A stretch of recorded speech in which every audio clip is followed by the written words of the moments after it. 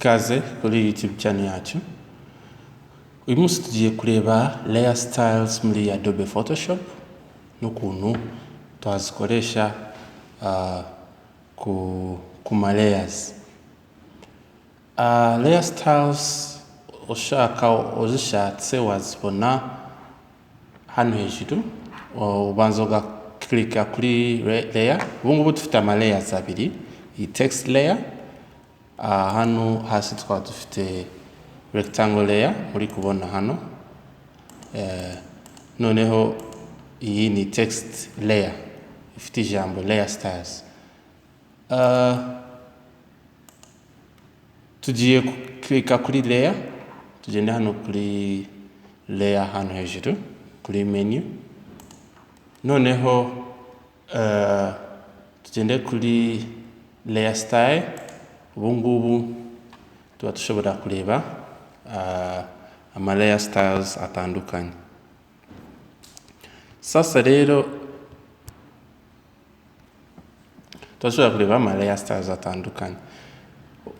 Tureba, ushobora gukanda kuri style ushaka, wenda inner glow, bevel and emboss, cyangwa se ugakanda hano hejuru blending options, yose ama layer styles akayitaza hano. Tugiye closing hano kuri close.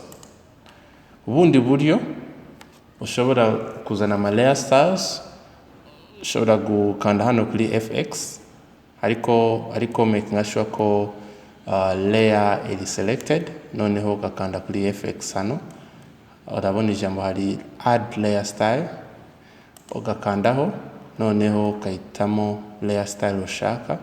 Ushobora kuhitamo layer style ushaka cyangwa se ugakanda blending options. Ubu ngubu ushobora kuhitamo wenda stroke, noneho ari ama layer styles yose hano akaza uruhande. Ubundi buryo hano closing, ushobora ku double clicking hano ku ruhande. Urabona ntabwo ugomba guklika hano hari ijambo rya cyangwa se izina rya layer, ugomba guklika hano double clicking ku ruhande, noneho ziriya layer styles zikaza. Wahitamo uburyo ushaka, noneho kikurikira ni ukushyira iyi nuza ku ruhande, zino layer styles ku ruhande, ku buryo washobora kureba work yawe urimo gukora. Rero ukamakinga sure ko preview is checked. Preview igufasha kureba ama changes urimo gukora. Buri kintu wahinduramo hano uba ushobora kureba ukuntu uburyo yo effect cyangwa se uburyo layer style iri bugaragara. Katuvuge ngo wenda ugiye kuri stroke hano, ukayikandaho, iyi menu yahita ihinduka igaragaza ko ugiye guhindura stroke structure, wenda size, position, blend mode, opacity na n'ibara rya stroke. Ubu ngubu murabona ko stroke ari size ari ntoya kuri 3, ariko ubu ngubu nituhindura size, urabona ko ihinduka hano kubera ko preview yake iri checked. Dushobora no guhindura opacity ya stroke, tukahindura na n'ibara riri muri stroke, wenda tukashyiramo umutuku cyangwa se ubururu, noneho ugakanda OK. Ubu ngubu urabona stroke uba ushobora ku-editing. Igihe ushaka gusubiza aya ma settings to default, wakanda hano kuri reset default, noneho akasubira mu mukara, ya size iri muri default, gutyo nyine ukatangira bushasha stroke, ukayishyira ama settings ya stroke bushasha. Bivuze ngo nahangaha ushobora ku deselectinga izo settings uba washizemo za stroke zose ukazikuramo. N'ibindi hano niko byagenda, wenda ni ukanda kuri drop shadow, uba ushobora kongera wenda spread ya drop shadow. Hano murabona ko dufitemo umukara, shadow y'umukara, noneho hano tugiye tongera aya ma settings, urabona hano shadow yanjye ukuntu bigaragara.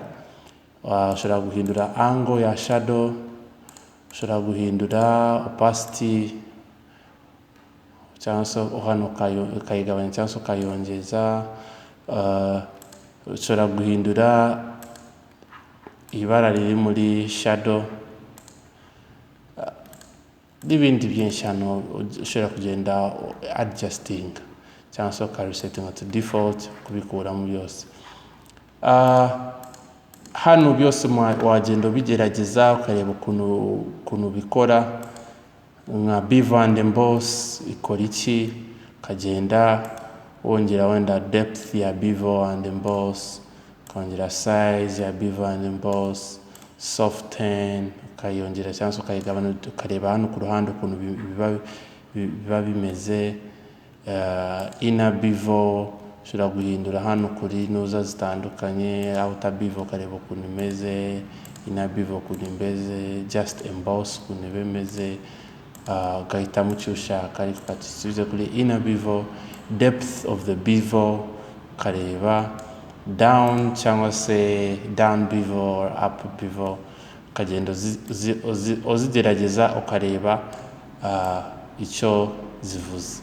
Urabona ubu ngubu mashobora kureba mu changes zirimo gukora. Ashobora gushyiramo texture kuri bevel cyangwa se ma contours kuri bevel, nayo kagenda oya editing. Kashyiramo ibara rya bevel. Ubu ngubu nashobora guhitamo bevel yanjye wenda ibe ifite ibara ry'ubururu cyangwa se ry'umutuku cyangwa se icyatsi, ukahitamo ibara ushaka. Bivuze kuri reset to default, bivuze ko izi layer styles zose ushobora kugenda ushyiramo, ugerageza kureba ukuntu ama effects akora. Gradient overlay, washyiramo gradient muri layer yawe. Ubu ngubu ukuntu ndi kubigenza nuko wabigenza muri text nk'ukuntu tugiye kubibona.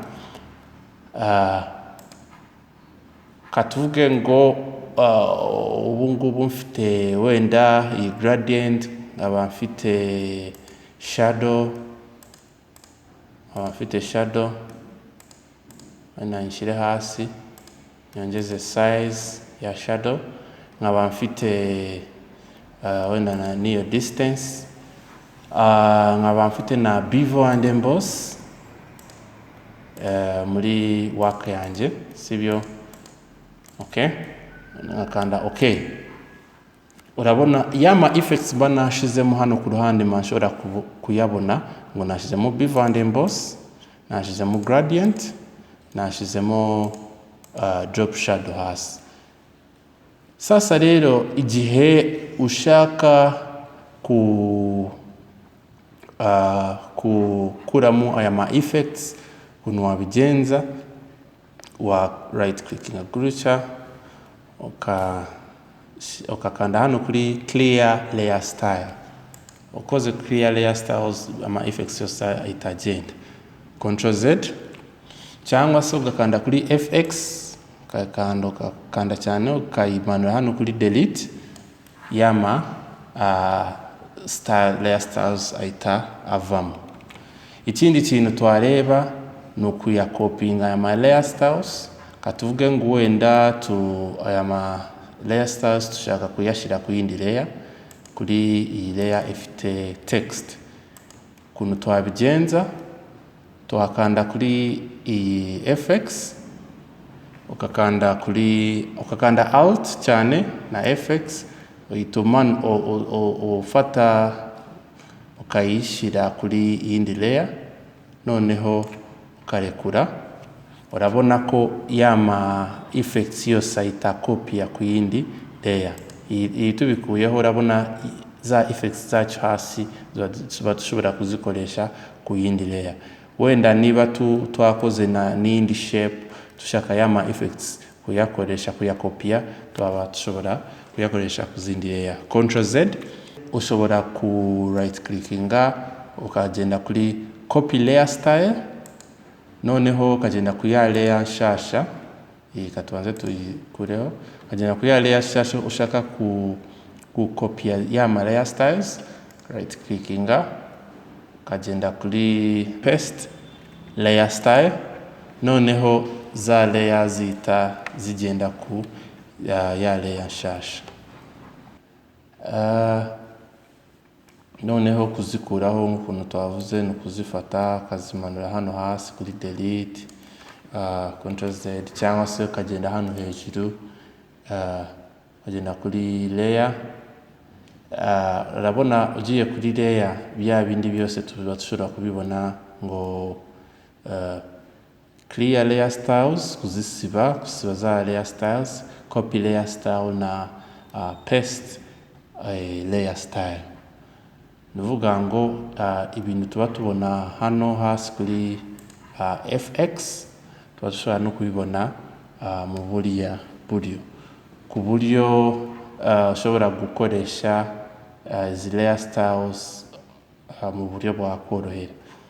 Nk'ubu ngubu iyi layer style mashobora ku iya hejuru ya text mashobora gukuramo bimwe na bimwe hano, cyangwa se nkongeramo n'ibindi bishasha bitari mu ya yindi na copinzeho. Katuvuge wenda nshaka kongeramo stroke, ushobora gusubira hano kuri FX, bikingashobora ku iyo layer nshaka kuhindura ama changes niyo iri selected, genda kuri FX hano, akanda wenda kuri stroke, noneho ubungubu mbashobora gushiramo iyi stroke shaka, wenda uyu mukara nkawongera cyangwa se nkashiramo indi stroke, shiramo wenda stroke y'umutuku cyangwa se ya shokora, nkakanda OK, hano nkakanda OK. Ndabona ubungubu iya hejuru ifite stroke, iya hasi na muri layer styles hasi hano na stroke dufite. Uvuga ngo biba byoroshe igihe uri gukora projet ushaka gukoresha same layer styles ahantu urimo gukora. Ikindi kintu cya nyuma twareba, aya ma layer styles wenda kuri iyi text ushobora ku editinga, editinga wenda kashyiraho irindi jambo, batuvuge Himbisa design academy,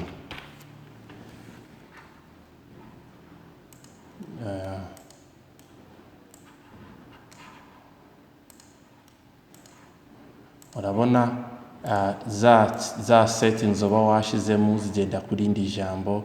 Uba ushobora kuri editinga uka editinga ya shape cyangwa se ya jambo rikakoresha ziya layer styles wari washizemo. Murakoze gukurikira, kandi tibajya gukora subscribe, tibajya gukora like na comment na share.